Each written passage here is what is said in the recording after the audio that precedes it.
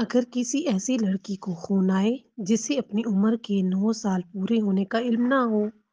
اور اس خون میں حیض کی علامات نہ ہوں تو وہ حیض نہیں ہے، اور اگر اس خون میں حیض کی علامات ہوں تو اس پر حیض کا حکم لگانا محل اشکال ہے، مگر یہ کہ اطمینان ہو جائے کہ یہ حیض ہے۔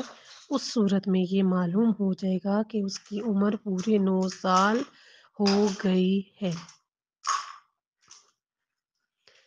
لڑکی کو 9 سال کی عمر سے پہلے خون آیا، وہ حیض نہیں ہے۔ لیکن مسئلہ اب یہ ہے کہ اب یہ جو خاتون لڑکی خون دے کے اسے یہ تو پتہ ہی نہیں ہے کہ آیا میرے 9 سال پورے ہو گئے ہیں یا نہیں ہوئے۔ جو وہ خون دیکھ رہی ہے اس میں حیض کی علامات نہ ہوں، وہ حیض نہیں ہے۔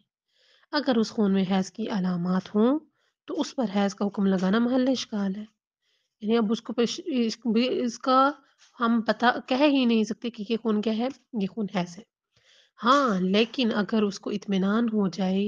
کسی طریقے سے کہ ہاں نہیں واقعاً میں 9 سال کی ہو چکی ہوں، تو اس خون کو تب وہ کیا کرے گی، اطمینان ہو گیا ہے تو اب وہ جو خون وہ دیکھ رہی ہے وہ حیض ہے، اور اس سے یہ ثابت بھی ہو جائے گا کہ وہ 9 سال کی ہو چکی ہے۔ جس عورت کو شک ہو کہ اس کی عمر 60 سال ہو گئی ہے یا نہیں، اگر وہ خون دیکھے اور وہ یہ نہ جانتی ہو کہ یہ حیض ہے یا نہیں، اسے سمجھنا چاہیے کہ اس کی عمر 60 سال نہیں ہوئی ہے۔ صحیح ہے؟ جس طرح ہم نے شرط میں پڑھا ہے کہ 60 سال کے بعد والا جو خون ہے گا وہ حیض کا حکم نہیں رکھتا، لیکن اب وہ جو خاتون ہے کہ جو خون دیکھ رہی ہے اس کو، خود دیکھنے والی خاتون کو یہ تو پتہ ہی نہیں ہے کہ پتہ نہیں اب میں 60 سال میرے پورے ہو گئے ہیں یا نہیں ہے۔ جیسے آپ سے پہلے ہمارے امیوں کا دور جو گزرا ہے ان کو پتہ ہی نہیں ہوتا تھا ہم کب پیدا ہوئی، تو اب ہماری عمر تقریباً کتنی اندازہ لگاتے ہیں ہم اتنے ہی ہوں گے، یا اس ان کو پورا ایگزیکٹ پتہ نہیں ہوتا کہ ان کی عمر کتنی، ٹھیک ہے۔ اسی طرح ان کی عمر 60 سال ہو گئی ہے، یعنی ان کو پتہ ہی نہیں ہے کہ 60 سال ہو گئے، اگر وہ خون دے کر وہ یہ نہ جانتی ہو کہ یہ حیض ہے نہیں، تو اسے سمجھنا چاہیے کہ وہ بھی 60 سال کی نہیں ہوئی اور اس کو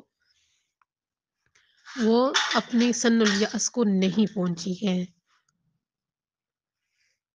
تو وہ جو خون دیکھ رہی ہے اس میں حیض کی صفات اور شرائط موجود ہوں گی تو وہ خون حیض ہو جائے گا۔